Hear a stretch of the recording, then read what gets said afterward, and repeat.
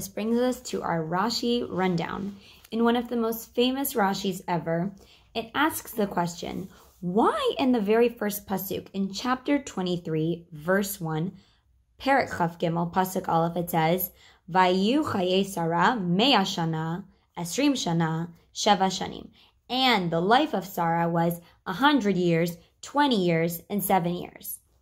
Why in the world did it need to keep saying years? Couldn't it have just told us 127? Rashi says, Lekach nichtav shana bechol klal ubechlal. This is why it says year written for each category, for each unit. Lomar lecha, to tell you, nidrash le'atzmo, that it is expounded on its own, bat mea, when she was 100 years old, kevad esrim, she was like a 20-year-old, lechet, in regards to having no sins. Ma bat esrim lochata, just as one who is 20 years old is considered as if they had not sinned, shahare eina bot anashim, for she is not liable to punishment at that age, af bat mea. So too, when Sarah was 100 years old, she was below chet, without sin. Ubat esrim, and when she was 20, she was kebat sheva. She was like a 7-year-old with regard to her beauty. So in the first Rashi, we understand that when Sarah went through these different stages of life, she had not only beauty in her neshama in the way that she was so pure and clean, but also her actual physical beauty was pure as like no wrinkles, no wrinkle cream back in the day, like a 7-year-old. Let's get to our next Rashi. So our next pretty important Rashi is the Rashi in Perek Chaf Gimel, chapter 23, pasuk tet zayin, the 16th verse. And over here you'll notice, if you look in the actual pasuk, that Ephron is written at first. Ephron, the one that sold the cave of patriarchs to Avraham, first it's written with a vav, and the second time when it says Vaishkol Avraham le'Ephron, and Avraham weighed out the money that he was giving to Ephron, it's written without a vav. And Rashi asks, why is there this change in Ephron's name? Why does it go from being spelled fully with a vav, and then all of a sudden it takes out the vav? We know everything in the Torah is intentional, and our question is, what is going on here?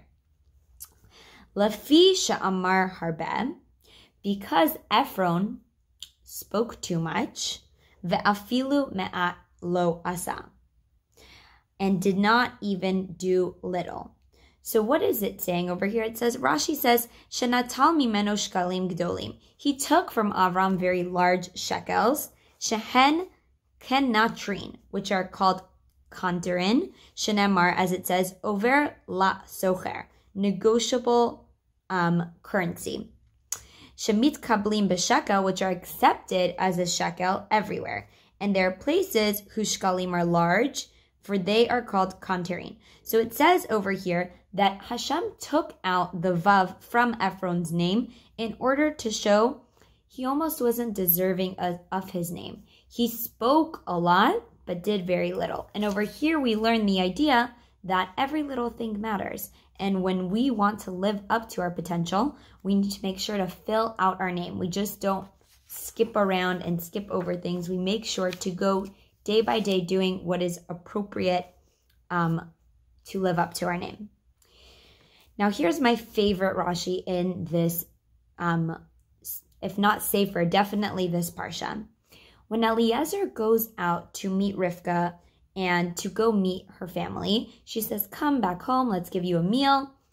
And he comes to the house, and at the pasuk in Perek Chaf Daled, chapter 24, Lamed Bet, pasuk Lamed Bet, verse 32 says, Vayavo ha'ish habaita.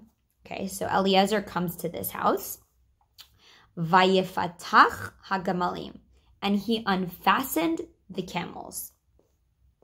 What is this talking about? Rashi says, Hitir zamam shalahem. He untied the camel's muzzle. Shahaya sotem epihem. Whenever they would travel, he would close the mouth of the camel. Why?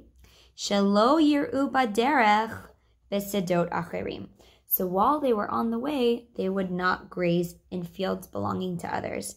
And this Rashi goes to show us the importance of paying attention to the small details. Eliezer had so much on his mind. He needed to go find a wife for Avram's son, for Yitzchak. And rather than rush, he made sure to pay attention to the small details. And this goes to show us the beauty, really, of Avraham Avinu's house. It went so far as to teach even his servants the importance of taking care of the small details.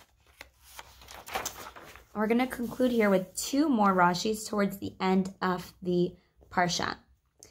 The first one we're going to look at is when Yitzchak brings Rivka into Sarah's tent, into her future household. And it says, Vayavi'a Yitzchak Oalea. And this is in Perek Chaf Daled, Pasuk Samech Zayin, chapter 24, verse 67. It says, Yitzchak brought Rivka to her tent, and then it repeats, Sarah Imo, to his mother's Sarah's tent. Rashi again, we don't waste any time. We don't waste any words. Why does it repeat? Why does it need to say Sarah, his mother? Don't we know Sarah is Yitzchak's mom?